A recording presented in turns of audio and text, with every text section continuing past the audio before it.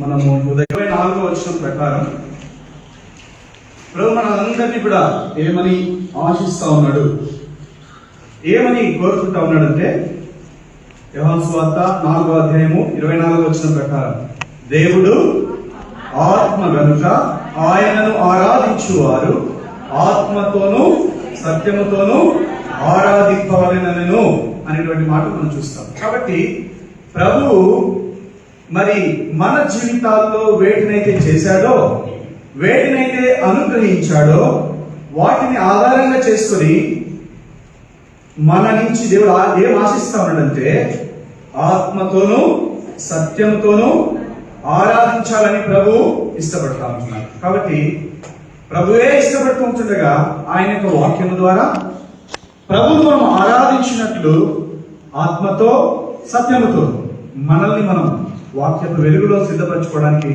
ప్రభువే మనకు సహాయం చేయండి గాక. చూడండి, దాని కొరకై పరిశుద్ధ గ్రంథమైనటువంటి బైబిల్లో నుంచి కొన్ని లేఖన భాగాల్ని మనము చదివి ధ్యానించుకొని వాక్యపు వెలుగులో ఆత్మతో సత్యముతో ఆరాధించినట్లు ప్రభువే మనకు సహాయం చేయను గాక. యోహాను సువార్త 3వ అధ్యాయము, యోహాను సువార్త 3వ అధ్యాయము 14వ వచనాన్ని మనం అందరం కలిసి చదువుకున్నామండి. యోహాను సువార్త 3వ అధ్యాయము 14-15 కలిసి ఉన్నాయి. అరణ్యములో అనే భాగం నుంచి మనం చదువుకుందామండి. అరణ్యములో మోషే సర్పమును ఎలాగెత్తినో అలాగే విశ్వసించిన ప్రతి వాడును నశింపక ఆయన ద్వారా నిత్య జీవం పొందినట్లు మనుష్య కుమారుడు ఎత్తబడవలెను. మరొక భాగముగా రోమీయులకు రాసిన పత్రిక 8వ అధ్యాయము 37వ వచనం మనమందరం కలిసి చదువుతున్నామండి. Book of Romans chapter 8 verse 37 అందరము కలిసి చదువుకున్నాం. రోమీయులకు రాసిన పత్రిక 8వ అధ్యాయము 37వ వచనం మనమందరం కలిసి చదువుకున్నాం. ఆయనను మనలను ప్రేమించిన వాని ద్వారా మనము వీటన్నిటిలో అత్యధిక విజయము పొందుచున్నాము. మరలా చదువుతున్నాం. ఆయనను మనలను ప్రేమించిన వాని ద్వారా మనము వీటన్నిటిలో అత్యధిక విజయము పొందుచున్నాము. చదివినటువంటి లేఖన భాగముల ద్వారా ప్రభువు మన మీద లేనట్లయితే మన ఆత్మలలో దేవుని యొక్క వాక్యపు వెలుగు ద్వారా ప్రకాశించి ఆత్మతో సత్యంతో ఆరాధించినట్లు ప్రభువే మనల్ని కనికరించును గాక. ప్రార్థన చేస్తున్నాము. ప్రేమల తండ్రి, ఈ యొక్క నూతన ప్రభు దినమును బట్టి వందనాలు. మమ్మల్ని సజీవులుగా ఉంచినందుకే వందనాలు. ఇంతవరకు పాటల ద్వారా వర్తమానం కొరకై మీ ఆత్మ చేత నడిపించి మమ్మల్ని సిద్ధపరిచిన ప్రేమను బట్టి వందనములు చెల్లిస్తూ ఉంటున్నాం. ప్రభువా, ఆత్మతో సత్యంతో ఆరాధించాలని మీరు ఇష్టపడుతూ ఉంటుండగా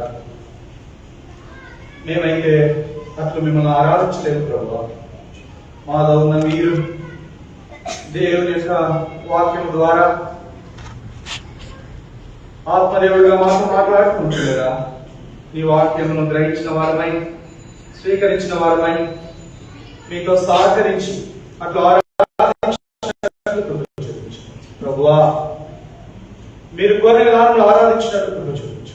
మమ్మల్ని అందరినీ మీ రక్త ప్రోక్షణ కిందకి తీసుకుని వచ్చి మీ విజయం కోరుకుంటూ మీ సన్నిధిని బహుబలంగా కోరుకుంటూ మీ ఆత్మ సంచారం ఇష్టపడు వచ్చిన వారందరినీ బట్టి వందనాలు. రావాల్సిన వారిని మార్గ మధ్యలో సకాలంలో తీసుకుని రావాలి.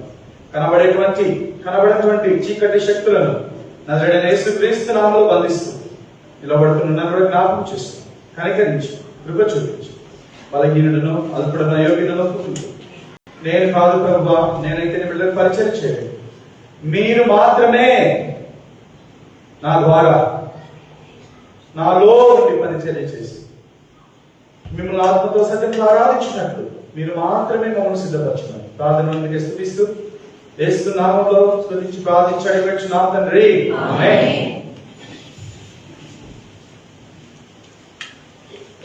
ఇక్కడ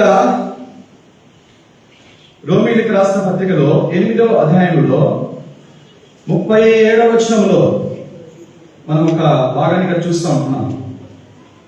ఏంటంటే, మనలను ప్రేమించిన వారి ద్వారా ఎవరు మనం ప్రేమించినారు?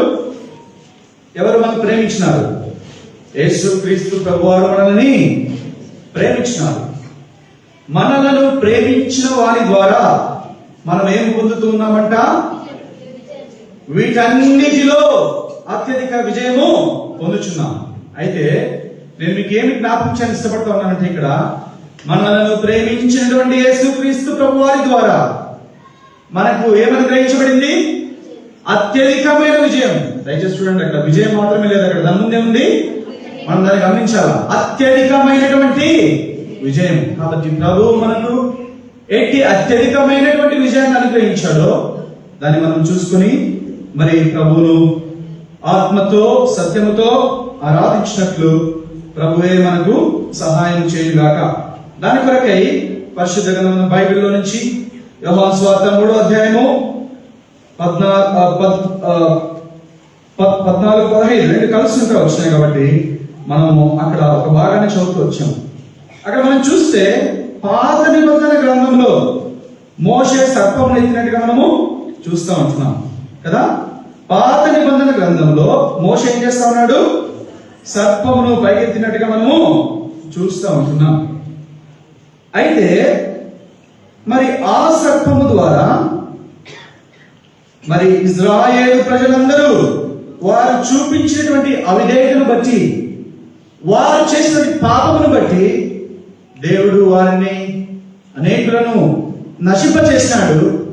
అయితే మోషే దేవుడు ప్రార్థించగా మోషేతో దేవుడు ఏం సెలవిచ్చాడంటే, మోషే అయితే నువ్వు ఒక పని చేయి, వారు బ్రతకాలంటే, వారు మరలా లేపబడాలంటే నువ్వు ఒక ఇత్తడి సర్పాన్ని నువ్వు చేసినట్లయితే ఆ ఇత్తడి సర్పాన్ని నువ్వు ఎత్తి నిలబెట్టినప్పుడు ఎవరైతే ఆ ఇత్తడి సర్పం వైపు చూస్తారో వారందరూ ఏం చేయబడతారంట?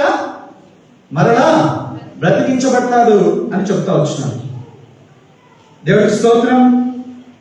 అయితే నూతన నిబంధన గ్రంథంలో యేసుక్రీస్తు ప్రభువారే మనుష్య కుమారుడుగా ఎత్తబడడం ద్వారా విశ్వసించు ప్రతి వారును నశింపకుండా మనకు నిత్య జీవము పొందినట్లు తన సొంత కుమారుడైనటువంటి యేసుక్రీస్తు ప్రభువారు మన కొరకై అత్యధికమైనటువంటి విజయం అనుగ్రహించే నిమిత్తమై ఏం చేయబడతా వచ్చినాడు? ఆ కల్వరి శిలువ మీద ఏం చేయబడతా వచ్చాడండి? ఎత్తబడతా వచ్చినాడు. అందుకనే యెషయా గ్రంథంలో మనం ఒక మాట, చాలా ఇష్టమైన మాట, స్వార్థలో చాలాసార్లు ప్రకటించేటువంటి మాట. ఏ మాట అంటే, భూదిగంత నివాసులారా నా వైపు చూచి రక్షణ పొందుడి. రెఫరెన్స్ చెప్తారు ఎవరన్నా? యెషయా గ్రంథము 40 చెప్తారా త్వరగా? 45:22 కదా. యెషయా గ్రంథము 45:22 దయచేసి చదవండి. భూదిగంత నివాసులారా నా వైపు చూచి రక్షణ పొందుడి. దేవుడను నేనే, మరి ఏ దేవుడును లేడు అన్నట్టుగా మనం చూస్తూ ఉంటున్నాం. కాబట్టి యేసుక్రీస్తు ప్రభువారు మానవులందరి నిమిత్తమై కాబట్టి ఈ భూమి మీద ఆ కల్వరి శిలువలో ఎత్తబడుతూ వచ్చినాడు. కాబట్టి ఈ శిలువ గురించి మనము చాలా సార్లు యేసు ప్రభువారు ఆ శిలువ మీద పలికిన మాటల గురించి, ఆ శిలువలో ఏం జరిగిందో చాలా సార్లు మనం ధ్యానిస్తూ వచ్చినాం. అయితే ఈ సందర్భంలో యేసుక్రీస్తు ప్రభువారు మనకు అనుగ్రహించినటువంటి విజయంలో 4 అంతల సంగతులను యేసుక్రీస్తు ప్రభువారు మరి జయించినట్టుగా, పోరాడి గెలిచినట్టుగా మనం ఈ ఉదయకాల సమయంలో చూడబోతా ఉంటున్నాం. దాని కొరకై మొట్టమొదటిగా యేసుక్రీస్తు ప్రభువారు ఆ కల్వరి శిలువలో సాతానును ఓడించినాడు. ఏం చేసినాడు? సాతానును ఓడించినాడు. చూడండి, హెబ్రీయులకు రాసిన పత్రిక 2వ అధ్యాయము 14వ వచనం. అందరం ఈ వచనాన్ని కలిసి చదువుతున్నామండి. హెబ్రీయులకు రాసిన పత్రిక 2వ అధ్యాయము 14వ వచనం మనం అందరం కలిసి చదువుతున్నాం. ఇక్కడ కూడా 14, 15 కలిసి ఉన్నాయి. ఈ 2 వచనాలు కూడా మనం కలిసి చదువుతున్నాం. కాబట్టి ఆ పిల్లలు రక్త మాంసములు గలవారైనందున ఆ ప్రకారమే మరణం యొక్క బలము గలవాణిని, అనగా అపవాదిని మరణము ద్వారా నశింపజేయుటకును జీవిత కాలమంతయు మరణ భయము చేత దాస్యములకు లోబడిన వారిని విడిపించుటకును ఆయన కూడా రక్త మాంసములలో పాలివాడాయను. ఇక్కడ మనం చూస్తే చూడండి, అనగా అపవాదిని మరణము ద్వారా ఏం చేస్తూ వచ్చినాడు? నశింపజేస్తూ వచ్చినాడు. అపవాది అంటే కింద 3 అనేసి రాస్తా వచ్చినాడు. అంటే ఏమంటే సాతానును అనేటువంటి మన సంగతిని చూస్తాం. ఈ సాతాను మానవుల్లోనికి ఎప్పుడు ప్రవేశించాడండి? ఆరంభంలోనే కదా, ఆదికాండం 3వ అధ్యాయంలోనే దేవుని యొక్క ప్రణాళికను తొలగించడానికి, కొట్టివేయడానికి వస్తూ వచ్చినాడు. కాబట్టి ఇక్కడ మనం చూసినట్లయితే ఈ యొక్క యోహాను సువార్త 3వ అధ్యాయము మనకేమి జ్ఞాపకం చేస్తుందంటే మన యొక్క పునర్జన్మను జ్ఞాపకం చేస్తుంది. ఏం జ్ఞాపకం చేస్తుంది? పునర్జన్మను జ్ఞాపకం చేస్తుంది. కాబట్టి ఈ యొక్క పునర్జన్మ అనేది మనకు నిత్య జీవమును అనుగ్రహించినట్టు మనము చూస్తాం. అదే యోహాను సువార్త 3వ అధ్యాయంలో 2 వచనాలు మన కిందికి వెళ్తే ఏముంటది? 3వ అధ్యాయము 16వ వచనంలో దేవుడు లోకమును ఎంతో ప్రేమించెను కాగా తన అద్వితీయ కుమారునిగా పుట్టిన వారి యందు విశ్వాసముంచు ప్రతివాడును నశింపక నిత్య జీవము పొందినట్లు ఆయనను అనుగ్రహించెను. ఆయనంటే యేసుక్రీస్తు ప్రభువారిని దేవుడు మనకు అనుగ్రహిస్తూ వచ్చినాడు. కాబట్టి యేసుక్రీస్తు ప్రభువారు ఆ కల్వరి శిలువలో సాతానును నాశనం చేయడం ద్వారా మనకు నిత్య జీవము అనుగ్రహించబడుతూ వచ్చిందనమాట. కాబట్టి మనకు నిత్య జీవము తర్వాత అంతేకాదు, మరి నిత్యమైనటువంటి లేనట్లయితే దైవికమైనటువంటి స్వభావము మనలోనికి వస్తూ వచ్చింది అనమాట.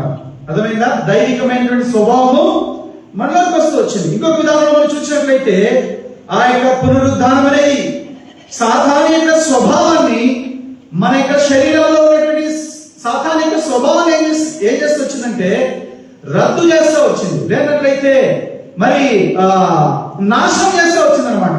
చాలా సార్లు సాతాను ఎక్కడ ఉన్నాడంటే గాల్లో ఉన్నాడు, ఇంకొకరిలో ఉన్నాడు అనేది మనకి గ్రహింపు. సాతాను ఎక్కడున్నాడు తెలుసా? ఎక్కడున్నాడు తెలుసా? మనలోనే ఉన్నాడు. ఎక్కడున్నాడు? మన శరీరంలోనే ఉన్నాడు సాతాను. సాతాను ఎక్కడో లేడు. దయచేసి గ్రహింపు మనం కలిగి ఉండవలసిందిగా మనం చేస్తూ ఉంటున్నాం. ఎందుకంటే చూడండి, యూదా ఇస్కరియోతు యేసును వెంబడిస్తూ ఉన్నాడు కదా, కానీ అతనిలోనే సాతాను ఏం చేస్తూ వచ్చాడు? ప్రవేశిస్తూ వచ్చాడు. 2 రోజుల క్రితము లేనట్లయితే నేను ఇక్కడికి రాకమునుపు ఒక ప్రాంతంలో 2 మరణాలు జరిగినాయి. అది మా యొక్క సొంత స్నేహితులకు సంబంధించినటువంటి కుటుంబంలో. తర్వాత పక్కనది ఇంకొక మరణము మా స్నేహితుడి కుటుంబానికి పక్కన ఉన్నటువంటి ఇంకొక గృహంలో జరుగుతూ వచ్చింది. అయితే దాన్ని చూడడానికి వెళ్ళినటువంటి ఒక సహోదరి విశ్వాసి, అయితే ఆమె ఆ యొక్క అపవిత్రాత్మ చేత పీడించబడుతూ ఉన్నట్టుగా మేము గమనిస్తూ వచ్చాము. అయితే నేను ఎందుకు మీకు ఉదాహరణ జ్ఞాపకం చేస్తున్నానంటే, సాతానుడు ఏం చేస్తా ఉన్నాడు? మనలోనే, మన ద్వారానే ప్రవేశిస్తా ఉంటున్నాడు. అయితే నేను మీకు ఏమి జ్ఞాపకం చేయాలి ఇష్టపడతా ఉన్నానంటే, మరి మన శరీరములో ఉన్నటువంటి ఆ యొక్క సాతాను స్వభావాన్ని యేసుక్రీస్తు ప్రభువు ఏం చేస్తూ వచ్చినాడు? మరి తొలగిస్తూ వచ్చినాడు. ఇంకా సాతాను స్వభావానికి ఎటువంటి అధికారం కూడా మనలో లేదన్నమాట. అందుకనే ఆదికాండం 3వ అధ్యాయం మనం చూస్తే ఆ సాతాను ఏం చేస్తూ వచ్చినాడంటే మనలోనికి, మన శరీరంలోనికి మరి వాని యొక్క స్వభావాన్ని ఏం చేస్తూ వచ్చినాడు? జొచ్చుతూ వచ్చాడు. ఏం చేస్తూ వచ్చాడు? జొచ్చుతూ వచ్చాడు. ఎంతమంది పాము చూశారు ఇక్కడ? చేతులు ఎత్తండి. ఎంతమంది పామును చూశారు? చాలా మంది చూడలేదే. చూపిమంటే ఇప్పుడు కంప్యూటర్లో అట్లా చూపిస్తాను. అందరికీ తెలుసు కదా పాములు? తెలుసు కదా? పాముకి ఏముంటాయి? కోరలు ఉంటాయి కదా. పాము మనల్ని కాటు వేసినప్పుడు దాని కోరలు మనలోకి ఏం చేస్తాయి? జొచ్చుకొని పోతాయి. కనీసం అది మనలోకి అది వెళ్ళినప్పుడు అది ఎలా వెళ్తాయి చెప్పండి? జొచ్చుకుంటూ వెళ్ళిపోతాయి అనమాట. అంటే సూది లేదంటే ఒక ముళ్ళు మన కాలు పుచ్చుకున్నప్పుడు మనం ఎలా నొప్పిస్తామో అలా ఉన్న సాతాను తన యొక్క విష స్వభావాన్ని మన యొక్క శరీరంలోనికి ఆదికాండం 3వ అధ్యాయంలో ఆజ్ఞను అతిక్రమించడం ద్వారా ఏం చేస్తూ వచ్చాడు? చొప్పిస్తూ వచ్చినాడు. ఇంకొక విధానంలో చెప్పాలంటే ప్రవేశింపజేస్తూ వచ్చాడు అన్నమాట.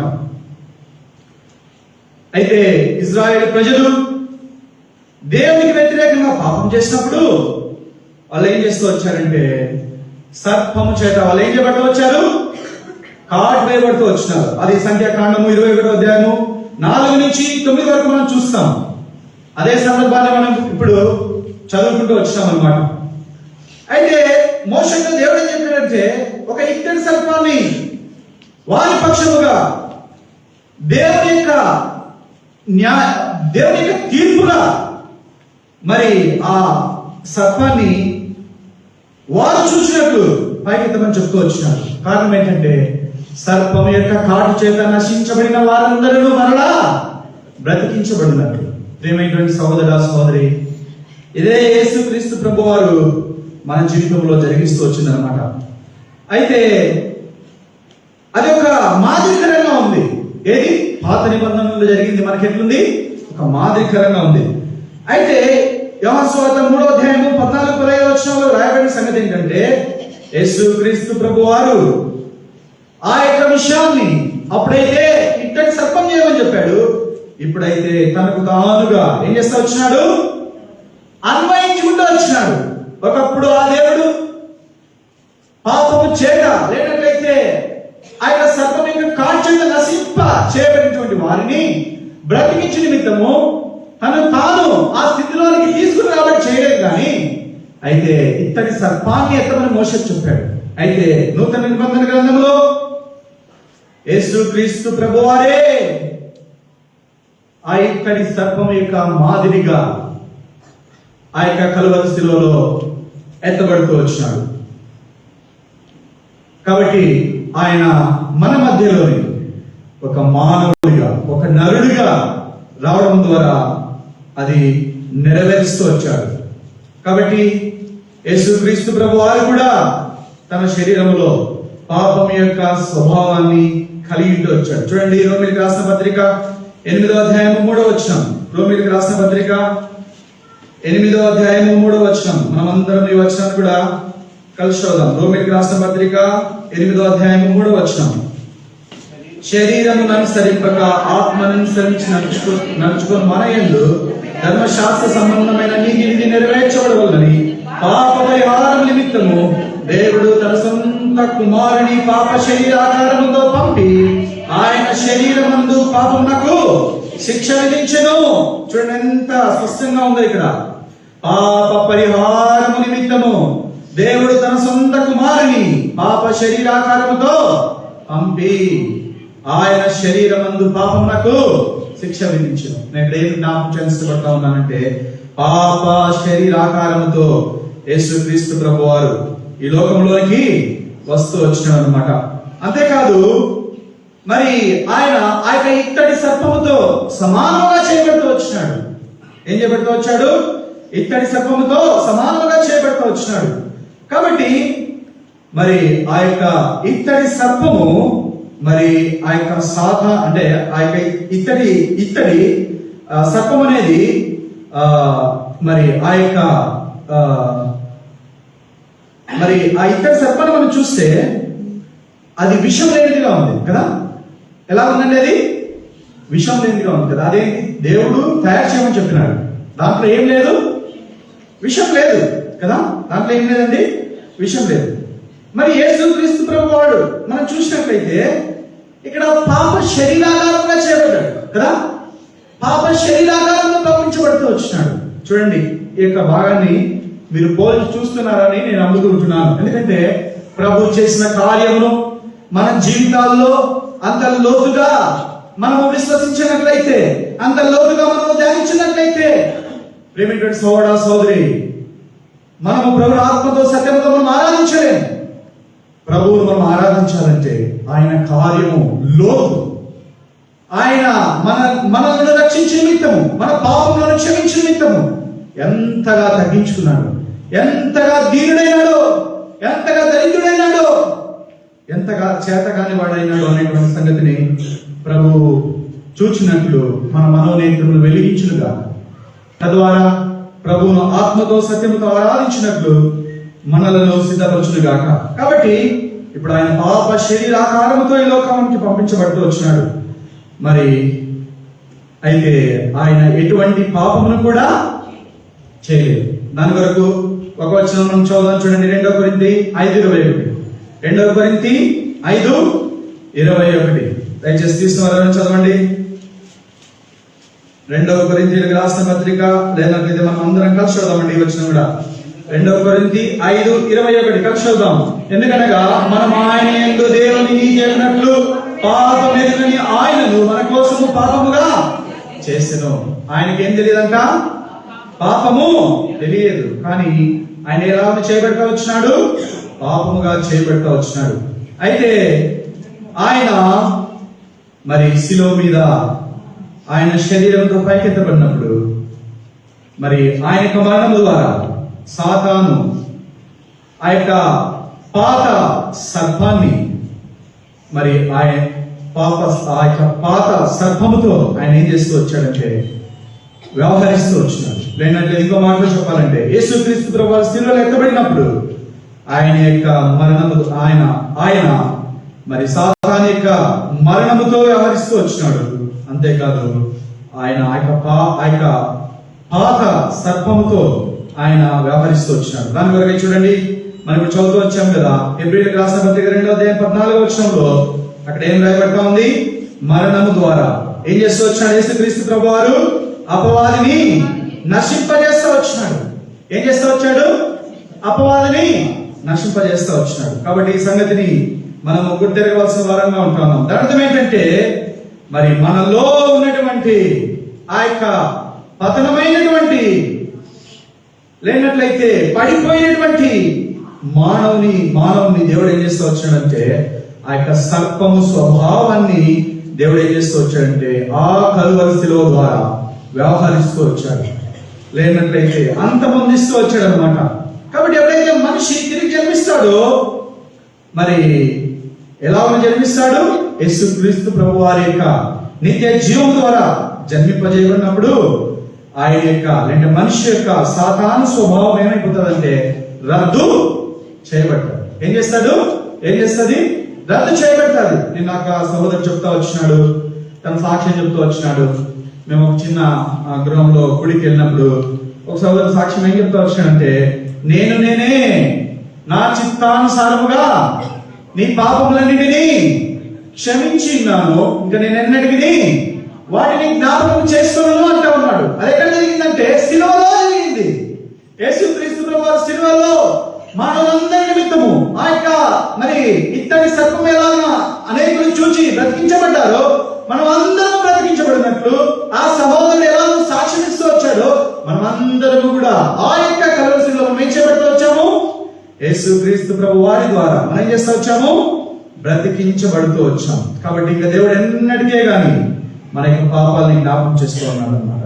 కాబట్టి మరి ఈ విషయంలో మరి మనం చూసినట్లయితే యోహాను సువార్త అదే 3వ అధ్యాయంలో నికోదేమోతో కూడా పంచుకుంటాడు కదా, ఒక మనుషుడు తిరిగి జన్మించినట్లయితే నిత్య జీవమును పొందుకోలేదు. కాబట్టి నూతన జన్మ లేనట్లయితే తిరిగి మరలా జన్మించాలని అక్కడ మరి నికోదేమోస్ ద్వారా మనము తెలుసుకుంటా ఉన్నాం అన్నమాట. అదే మన జీవితంలో కూడా పునర్జన్మ గురించి నికోదేమోస్ తో మాట్లాడినట్టు ఒక మనుషుడు శరీర సంబంధంగా జన్మించబడమే కాదు కానీ ఆత్మ మూలంగా ఏం చేయబడాలి?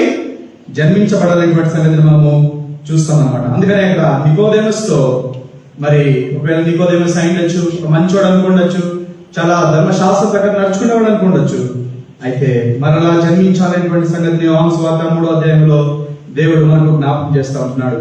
అయితే ఇక్కడ మనం చూస్తే ఎంత మంచి వారమైనప్పటికీ మనం ఎంత బయటికి వస్త్రాలు బాగా వేసుకొని కదా మరి ఎంత చక్కగా కనపడినప్పటికీ మన నీతి క్రియలన్నీ కూడా యెషయా గ్రంథంలో రాయబడినట్టుగా ఏమంట? మురికి పేలికలు అన్నమాట. అయితే దేవుడు మనల్ని మరలా రక్షించాలని తిరిగి జన్మింపచేయాలని ఆ కలువరి శిలువలో యేసుక్రీస్తు ప్రభువు వారు నిలబడతా వచ్చినారు. ఎందుకంటే మనుషుల్లో తన యొక్క పతనమైన స్వభావంలో ఎవరున్నారు? సాతాను యొక్క స్వభావము ఉంది. తిరిగి జన్మించబడకపోతే ఈ సాతాను యొక్క స్వభావం మీద మనుషుడు జయం పొందలేడు. సరే, ఇప్పుడు ఒక మనుషులుగా మనం ఆలోచిద్దాం. ఇప్పుడు ఈ సాతాను స్వభావం మనుషులు లేకపోతే ఇప్పుడు మన కళ్ళతో మనం ఎన్ని చూస్తున్నాం కదా, ఎన్ని చూస్తున్నాం? భర్త భార్యని చంపుతున్నాడు, భార్య భర్తని చంపుతున్నాడు, పిల్లలు తల్లిదండ్రులు చంపుతున్నారు, తల్లిదండ్రుల్ని పిల్లలు చంపుతున్నారు, అన్న తమ్ముడు చంపుతున్నాడు, తమ్ముడు అన్నని చంపుతున్నాడు, తల్లిదండ్రులు పిల్లలు చంపుతున్నారు, పిల్లలు తల్లిదండ్రులు చంపుతున్నారు. ఎక్కడి నుంచి వస్తుంది స్వభావం అంతా చెప్పండి?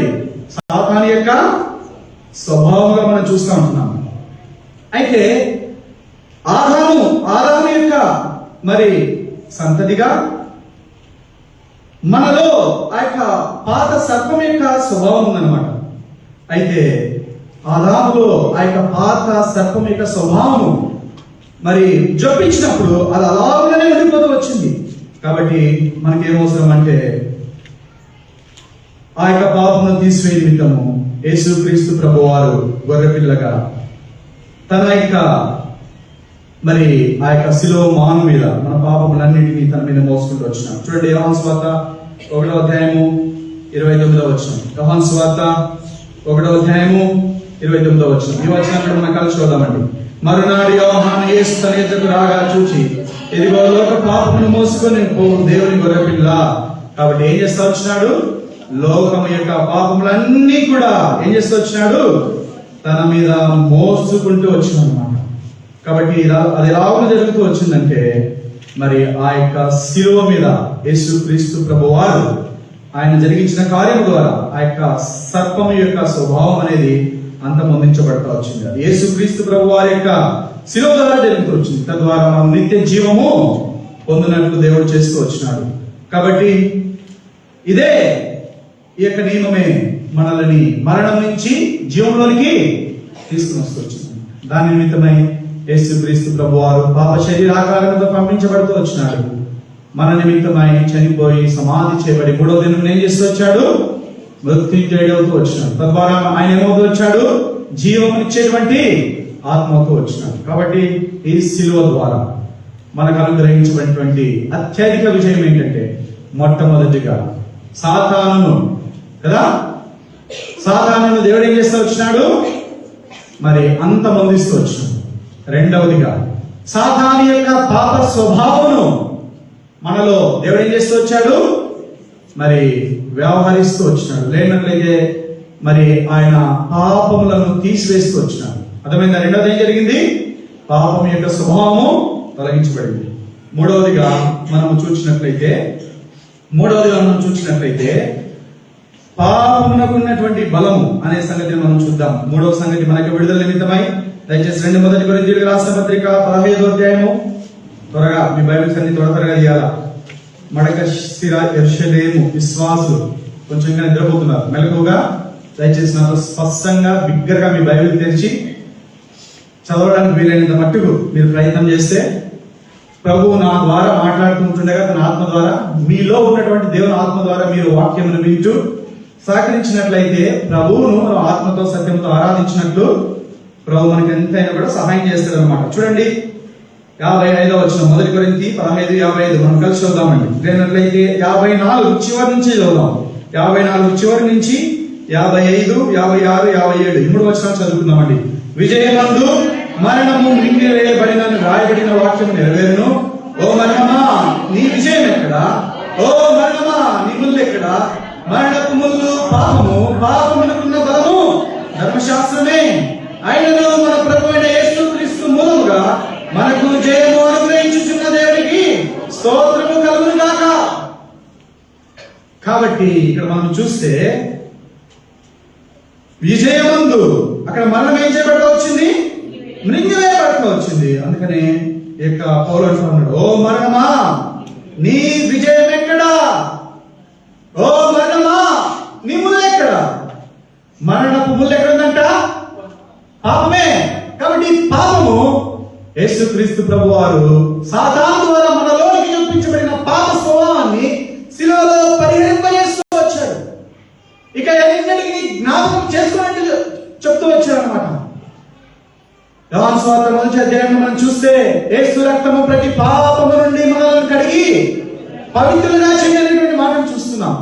నేను రక్షించబడినప్పుడు ప్రభువు వారి రక్తం ద్వారా నా పాపాలను కడుగని ప్రార్థన చేస్తూ వచ్చాను. నా పాపాలను క్షమించినాడు. దేవుడు నన్ను శుద్ధీకరిస్తూ వచ్చాడు. ఇదే అనుభవం మీకు కూడా ఉందని నేను నమ్ముతుంటున్నాను. మూడవదిగా దేవుడు పాపమునకున్నటువంటి బలము పాపము ద్వారా ఉన్నటువంటి ఆ యొక్క మరణమును దేవుడు ఏం చేస్తూ వచ్చాడు? ఓడిస్తూ వచ్చినాడు. లేదంటే మరణాన్ని దేవుడు జయిస్తూ వచ్చినాడు. కాబట్టి దాన్ని బట్టి కూడా మనము ప్రభువును స్తుతించవలసిన వారంగా ఉంటా ఉన్నాం. నాలుగవదిగా మొదటి యోహాను రాసిన పత్రిక నాలుగవదిగా మొదటి యోహాను రాసిన పత్రిక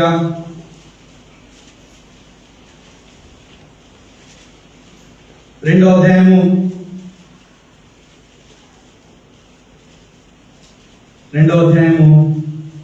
15వ వచనము 16వ వచనము 17వ వచనం 3 వచనాలు కలిసి చదువుతున్నాము. 15, 16, 17. ఈ లోకమునైనను లోకంలో ఉన్న వాటినైనను ప్రేమింపబడి ఎవడైనా లోకమును ప్రేమించినడా తండ్రి ప్రేమ వానిలో ఉండదు. లోకములో ఉన్నదంతయు అనగా శరీరాశయు, నేత్రాశయు, జీవకంబును తండ్రి వలన పుట్టినవి కావు. అవి లోక సంబంధమైనవే. లోకమును దాని ఆశయు గతించిపోవచ్చున్నవి గాని దేవుని చిత్తమును జరిగించువాడు నిరంతరము నిలుచును. యేసుక్రీస్తు ప్రభు వారి యొక్క మరణము మరి పునరుద్ధానం ద్వారా, ఆ యొక్క శిలువ ద్వారా దేవుడు ఏం చేస్తూ వచ్చాడు? లోకములో ఉన్న వాటిని ఏం చేస్తూ వచ్చాడు? జయిస్తూ వచ్చాడు. అందుకనే తన శిష్యులతో చెప్తాడు కదా, ఏమని చెప్తాడు? మీరు భయపడద్దండి, నేను లోకమును జయించినానని చెప్తా ఉన్నాడు. కాబట్టి మనకు అనుగ్రహించబడిన విజయంలో 4 గంటల విజయం ఉంది. మొట్టమొదటిగా సాతానును శిలువ మీద యేసుక్రీస్తు వారు ఏం చేస్తూ వచ్చారు? ఓడిస్తూ వచ్చాడు. రెండవదిగా సాతాను ద్వారా మనలో చొప్పించబడినటువంటి పాప స్వభావం ఏం చేస్తూ వచ్చాడు? పరిహరిస్తూ వచ్చాడు. మూడవదిగా పాపము ద్వారా అంటే పాపమునకు ఉన్నటువంటి బలమైనటువంటి ఆ యొక్క మరణాన్ని యేసుక్రీస్తు ప్రభు వారు శిలువ కార్యం ద్వారా ఏం చేస్తూ వచ్చాడు? జయిస్తూ